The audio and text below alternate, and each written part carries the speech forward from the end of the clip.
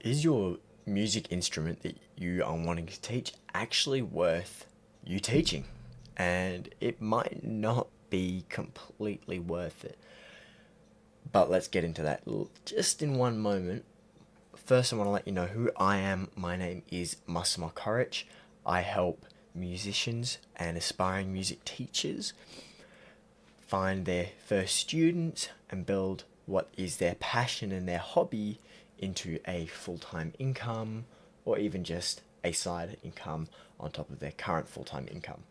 I've also been teaching a couple years myself, so I have a bit of skin in the game, and I'm also the owner of a brand new website called Scenario.net, where we basically are a marketplace for musicians to connect with each other, students and teachers, and we really want to make sure that teachers can focus on what their hobby and their passion is, teaching, not really have to worry about the whole invoicing and the whole, marketing and advertising, and we can really push them to turn their passion into more of a full-time income. Let's get to the topic of the video: what instrument you should be teaching. What instrument should you teach? It might not be yours. So, we'll start with a list of the most in-demand instruments. We'll start with the top. Obviously, the most in demand is the guitar. Every guy wants to be playing the guitar at the campfire or whatever. At the party, you want to be the guy with the guitar. So everyone wants to be learning it. The issue with that one is there's a big market for it on YouTube already. Not just YouTube, but online in general. So if you're going to be teaching it, you need a real proof of, your value as a teacher. So that can be a bit tough. There's also then the piano and keyboard, not as common, depending on what area you live in. Vocals are big, high in demand, especially for, people who are younger, who want to start singing, don't feel like they're comfortable with their voice, they're going to want to start singing. Drums, huge demand for that. There's less teachers available, but it is a bit harder to teach drums because you have to either A, have one drum set and you share with your student, and the student comes to you, or your student has two, or you have two. It's a bit tougher to do that one. It's kind of better to do it online, or you have a third space to do those lessons. And then the ukulele, it's growing fast. It's a bit of a new one that I wasn't expecting personally, but it seems like a lot of the younger people want to be learning the ukulele. It's a very quickly growing and emerging instrument that is in demand, and it's great for beginners to start learning with. So, should you teach your preferred instrument or should you branch out?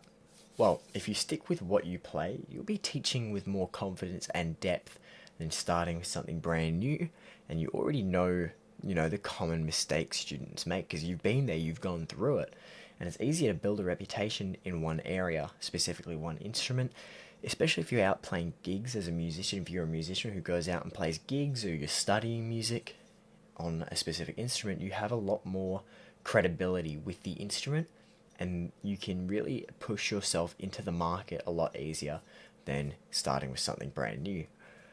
If you're going to consider branching out, know that there's going to be more demand for you because you can teach more instruments, which means more students and more income. But you kind of want to be really careful with what you pick. You don't want to be picking, if you play the guitar, you don't really want to be going to piano or trumpet or flute or drums. They're completely different instruments. If you're playing like the guitar, for example, go to ukulele, go to bass.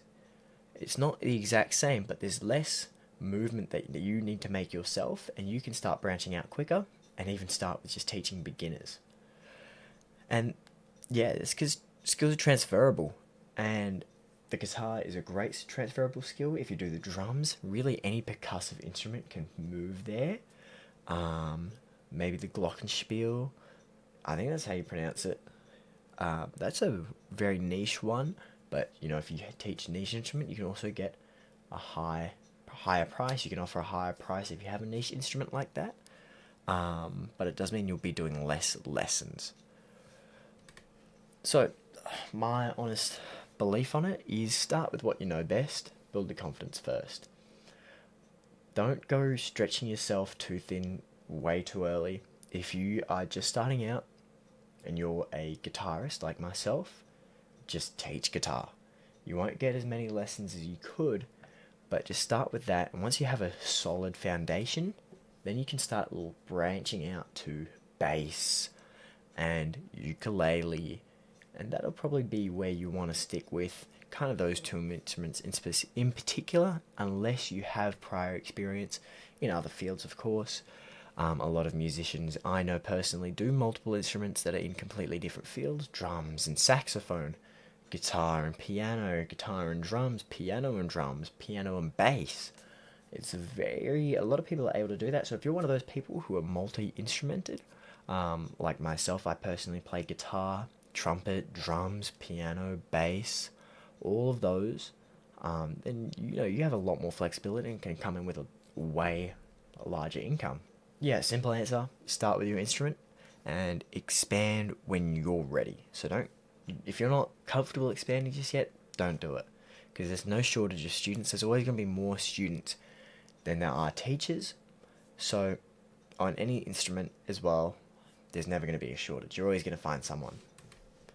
So that's basically it. Really short one today. If you're ready to start teaching online and are looking to teach or looking for lessons, Scenario.net, we're looking for our first 10 teachers, our founding members. You're going to get some special benefits as being a founding member, because we are looking for stress testers for the website. It's just been published. So we need to know what's working, what's not. We want your feedback. If you're interested in that, you can reach out at contact@scenario.net or just go straight to the website and sign up. Otherwise, if you are looking for similar content to what I'm posting, check out my other videos, subscribe, like, give a comment if you have any questions, and our next video will be what to do when your student isn't practicing.